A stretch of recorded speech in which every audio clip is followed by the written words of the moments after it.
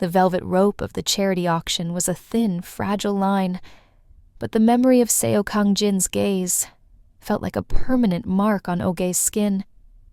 Days had passed, yet the rhythmic hum of the city seemed to mimic the way she had felt her breathing fall into sync with his silent presence.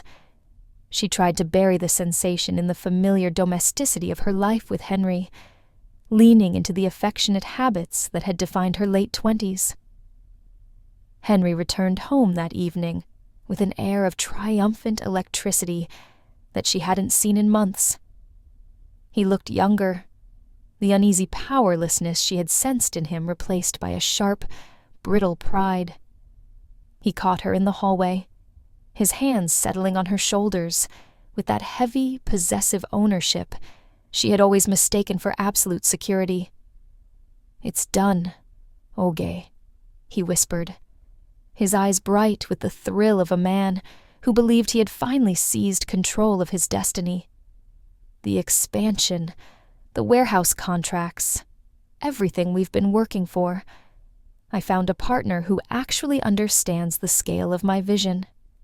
He led her into the study, the room smelling of old paper and the expensive scotch he poured to celebrate. On the mahogany desk lay a thick stack of vellum, the deal of a lifetime that Henry believed would cement their status in the city's elite.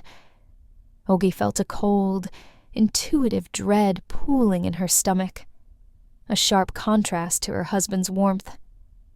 "He's a silent partner," Henry explained, his voice thick with a pride that bordered on arrogance. "Total discretion. He provided the liquidity we needed without the red tape of the banks. He told me he's been watching my progress for a while." Olga reached out, her fingers trembling as she turned to the final page of the contract. Henry was already talking about the new house, the trips they would take, but the world went silent as her eyes found the signature line. There, in a sharp, elegant script that looked more like a blade's edge than ink, was the name Seo. The realization was a physical blow. The man with the tattoos creeping up his neck, the man who had turned a simple gaze into a psychological claim at the Gala, was now the ghost in their machine. Henry didn't realize that he hadn't just signed for capital. He had unknowingly opened their front door to a predator who didn't want a return on investment. "Is something wrong?" Henry asked, his brow furrowing as he noticed her sudden stillness. OJ looked up at her husband, seeing the man she loved, and the pride that would eventually be his undoing. She couldn't tell him that the silent partner was the same man she had found herself unable to look away from. "It's just a lot of money, Henry," she lied, her voice steady, even as her heart hammered against her ribs. "Don't worry," he said, pulling her close, oblivious to the fact that the debt he had just incurred was one his money could never settle. "I'm here. We're safe." Oge let him hold her, but her eyes remained fixed on that ink-black signature, realizing the Mafia hadn't just stopped. They had moved inside. The silence in the Okoye dining room was not empty.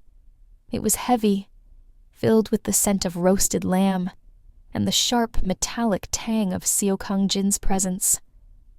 Henry sat at the head of the table, his chest puffed out with a hospitality that felt increasingly like a performance for a man he didn't realize was his predator.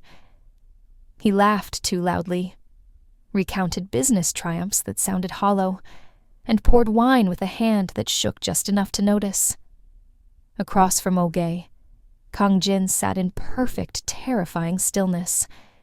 He wore a black dress shirt, the top buttons undone just enough to reveal the jagged edge of a tattoo crawling toward his jawline, a dark promise hidden under the guise of a business guest. He hadn't touched his food. His focus was entirely, devastatingly, on Oge. "You have a remarkable home, Henry," Kang-jin said, his voice a low, melodic friction that seemed to vibrate the silver on the table. "But I find the most interesting things are often kept in the shadows." Henry beamed, missing the subtext entirely. Oge decorated everything. She has a gift for making things look right. Kang Jin's unreadable gaze shifted to Oge. He watched as she reached for her water glass.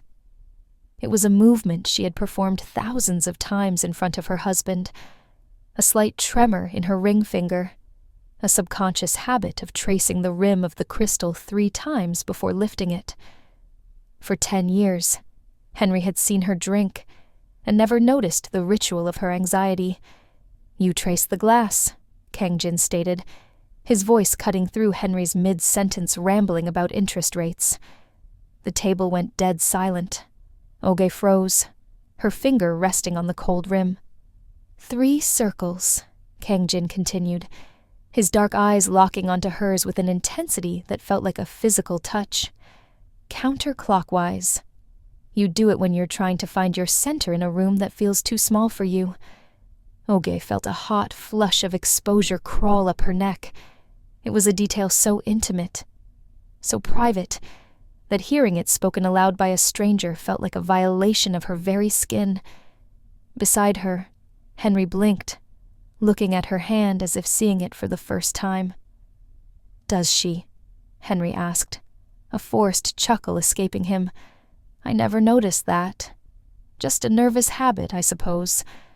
Oge has always been a bit shy around new people." "It isn't shyness," Kang Jin corrected softly, never breaking eye contact with Oge. "It is restraint. There is a great deal of power in a woman who knows exactly how much of herself to hide." The tension in the room became suffocating, a high heat friction that Henry was too proud to name, but Oge was too awake to ignore. In that moment, the debt felt secondary. The real danger wasn't the money Henry owed.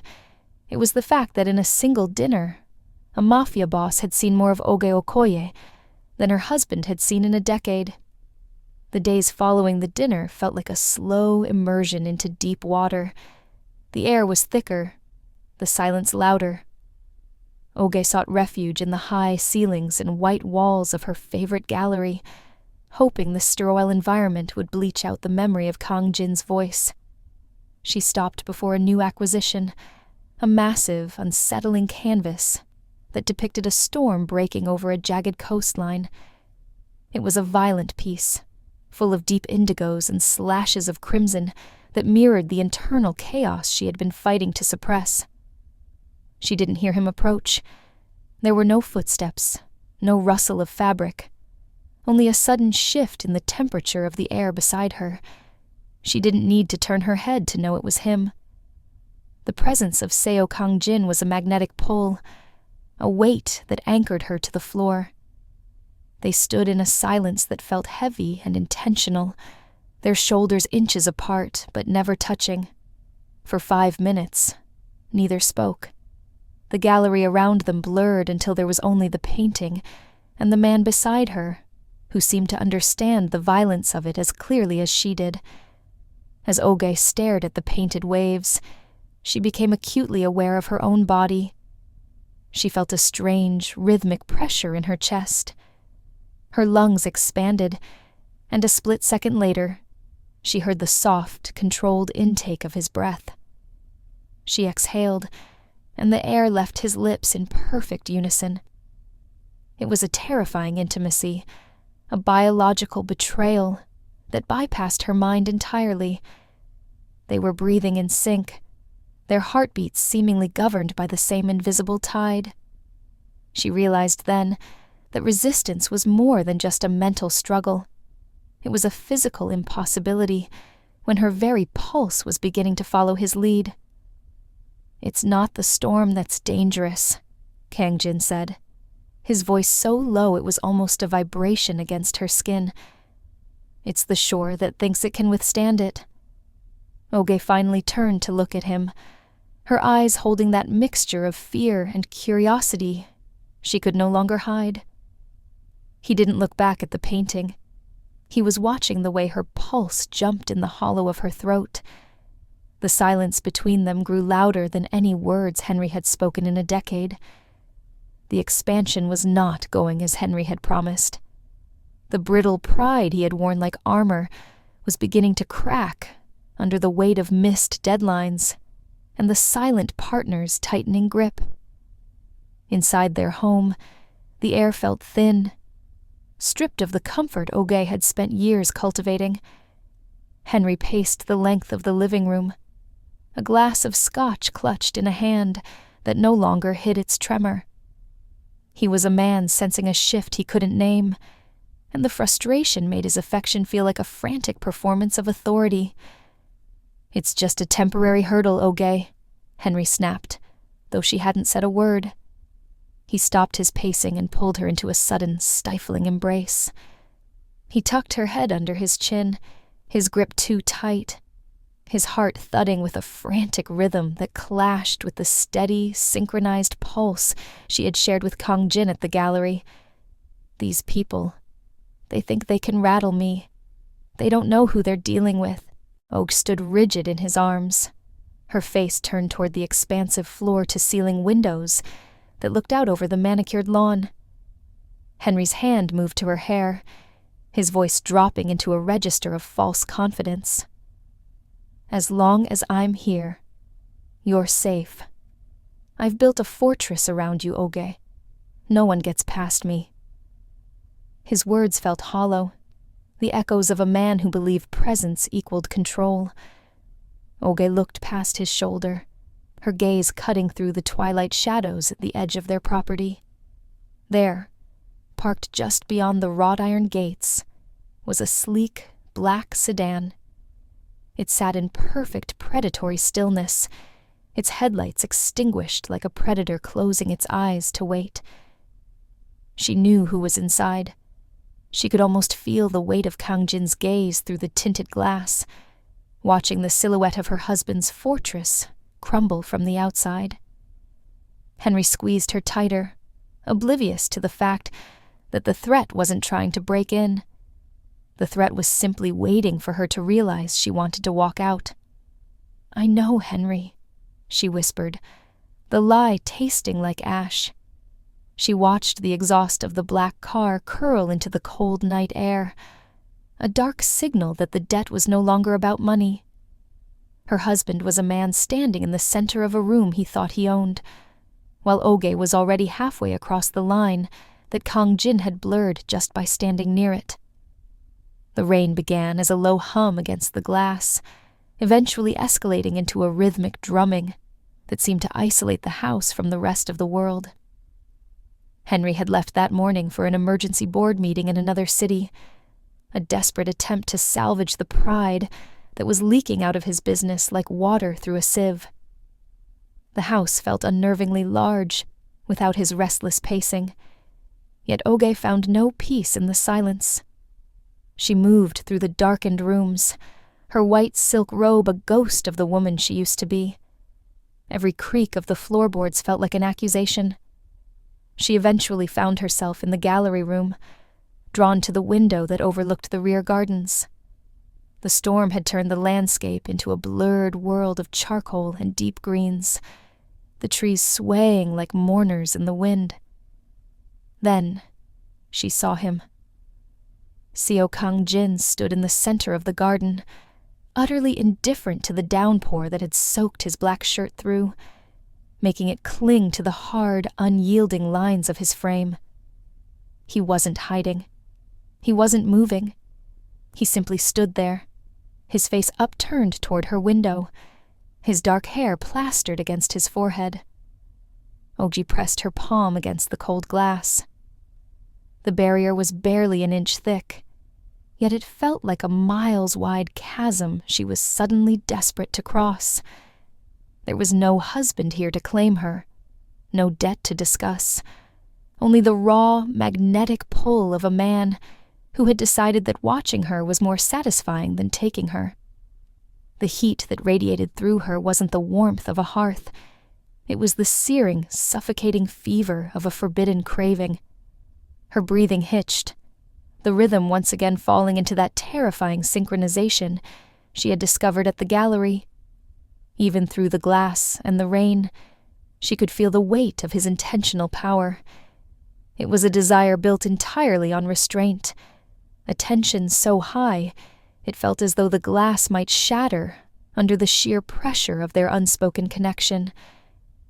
Kang Jin didn't beckon her. He didn't gesture for her to come down. He merely watched, his presence a silent promise that he would be there when her walls finally crumbled.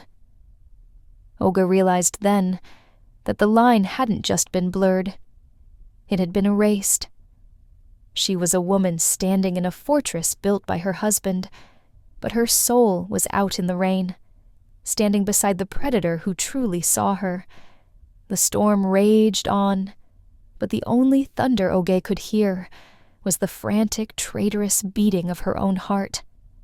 The Gala was a sea of shimmering silk and forced laughter, a gilded cage where the air felt too thin to breathe. Henry moved through the crowd with a desperate, renewed vigor, his hand perpetually anchored to the small of Olga's back, as if to remind the world, and perhaps himself, of his claim.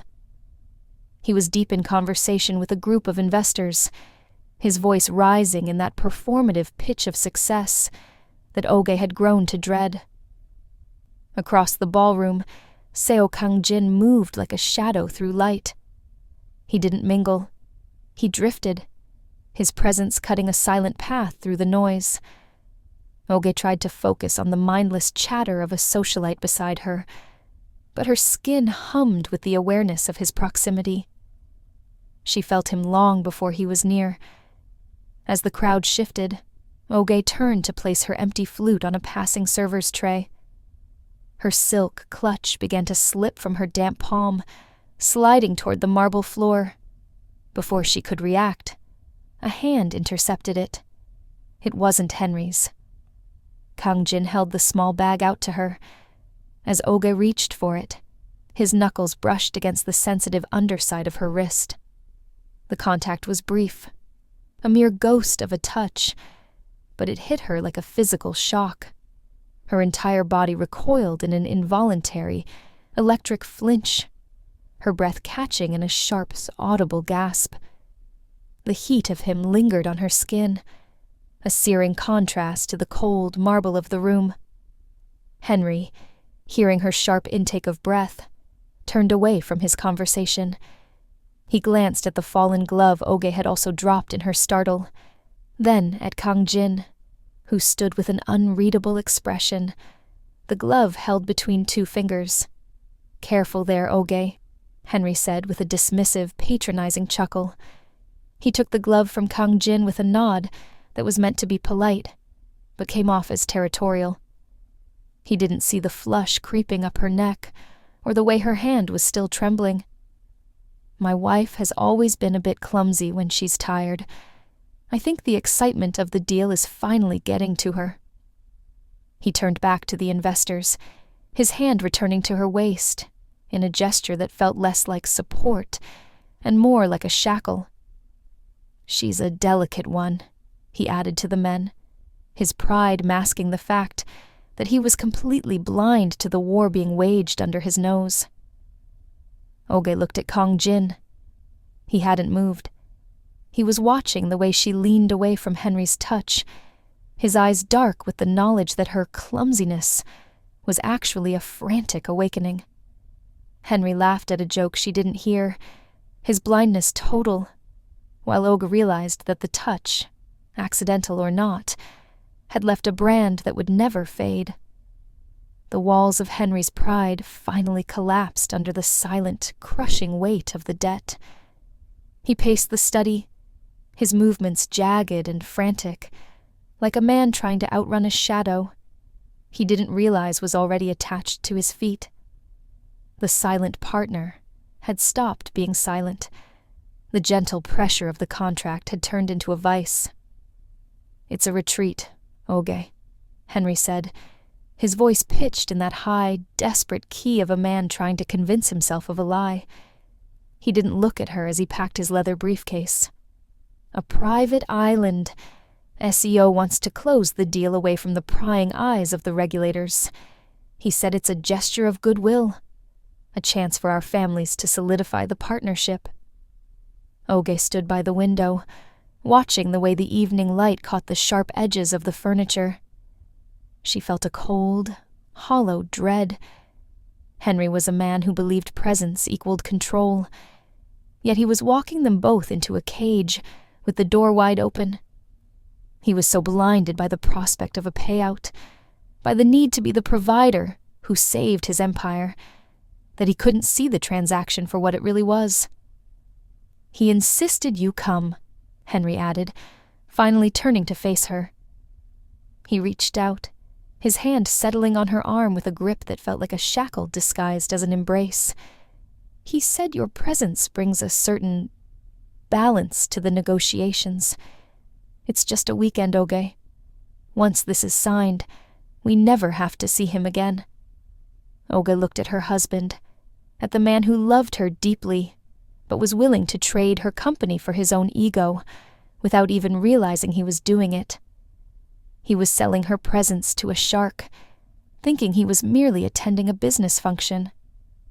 The flight to the island was a blur of engine hums, and Henry's forced optimism. But as the small plane descended toward the isolated emerald speck in the ocean, Oge saw a single figure waiting on the white sand. Even from the air, she recognized the terrifying stillness of Seokangjin. When the doors opened, the tropical heat hit her like a physical weight, but it was nothing compared to the temperature of Kangjin's gaze. Henry stepped out first, extending a hand to his partner, his chest puffed out in a final tragic display of status. "Welcome, Henry," Kangjin said, his voice low and melodic, carrying a double meaning that made the air between them vibrate. He didn't look at Henry. His eyes moved past the man who thought he was in charge and settled on Oge. In that look, Oge understood the truth her husband was too proud to see. The debt had never been about the money. The island wasn't a boardroom. It was an altar, and Henry had just led her to it. The estate on the island was a masterpiece of glass and stone, a transparent cage that offered no place to hide from the truth. Henry had spent the afternoon buried in paperwork in the library, his pride buoyed by the illusion that he was negotiating from a position of power. He was so consumed by the logistics of his victory that he didn't notice when Oge slipped away to the veranda, drawn by the salt air and the suffocating silence of the house. She found Kangjin standing by the infinity pool, the water a dark mirror, reflecting the bruised purple of the twilight sky. He didn't turn when she approached. He didn't have to. Their breathing, now a shared language, synchronized the moment she stepped onto the stone tiles. "He thinks he's saving his world," Kangjin said, his voice a low vibration that seemed to pull the warmth from the air. He turned slowly, the tattoos on his neck looking like shadows coming to life in the dim light. "He thinks this weekend is about interest rates and signatures." Oge gripped the railing, her knuckles white. "He's doing it for us, for our future."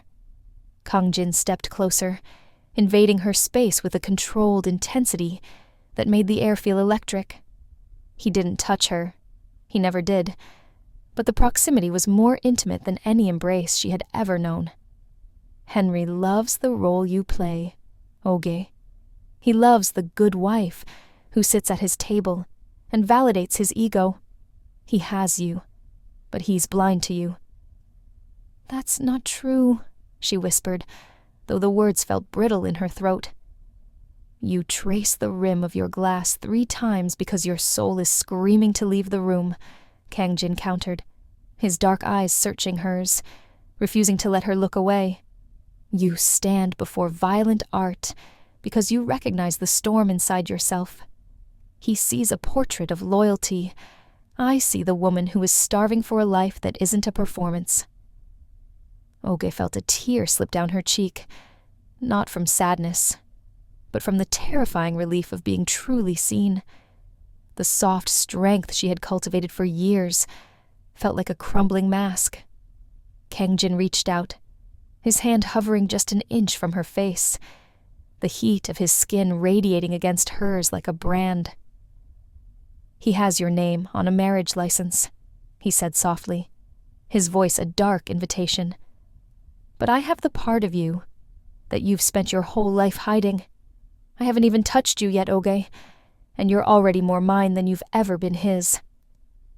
In the distance, the sound of Henry calling her name drifted through the glass walls, a faint, powerless echo of a world she no longer recognized. Oge looked at Kang Jin and realized the choice wasn't between two men, but between the safe lie she lived and the dangerous truth he offered. The journey back from the island was conducted in a silence that Henry mistook for peace. He sat beside Oge in the private jet, his fingers dancing across a tablet as he reviewed the finalized documents of his expansion. He looked like a man who had conquered the world, his pride restored by the ink on the page. Every few minutes, he would reach over and pat Oge's hand, a repetitive, hollow gesture of affection that felt like a ghost limb pressing against her skin. "We did it, Oge," he murmured, his eyes never leaving the screen. "A fresh start. Everything returns to normal now." But as the plane touched down and the familiar skyline of their city rose to meet them, Olga realized that normal was a country she no longer inhabited. They returned to their house, the fortress Henry had built, and the air felt stagnant, the luxury of the rooms looking like the set of a play that had long since closed. That night, Henry fell into the deep, easy sleep of a man who believed his presence had secured his territory. Olga lay beside him, listening to the steady, rhythmic breathing that had once been her only comfort. Now, it was a discordant noise. Her own breath remained trapped in that terrifying, synchronized pulse she had shared with Kang Jin, a rhythm that didn't stop just because the island was behind them. She rose quietly and walked out onto the balcony, the cold night air biting through her silk gown. Below, the street was dark, but her eyes immediately sought the shadows at the edge of the property. There was no black sedan tonight. There were no guards, no looming figures, no whispered threats. She stood in the silence and felt the crushing weight of her own transformation. Henry thought he had settled the debt with a signature, but Olga knew the truth. The Mafia boss hadn't needed to kidnap her or coerce her. He hadn't needed to take her at all. The real betrayal wasn't a physical act. It was the moment she had stood in the gallery and realized she no longer wanted to be seen by the man sleeping in her bed. She looked out at the city, her gaze unblinking and devoid of its former soft strength. She was still the elegant wife, still the graceful partner, but the loyalty that had been her compass was shattered. She had looked into the abyss, and instead of recoiling, she had recognized herself in the darkness. As she traced the rim of the balcony railing 3 times, counterclockwise, she finally acknowledged the terrifying truth. The debt was paid, but she was gone. She had given herself away the moment she decided to stop looking at the shore and start looking at the storm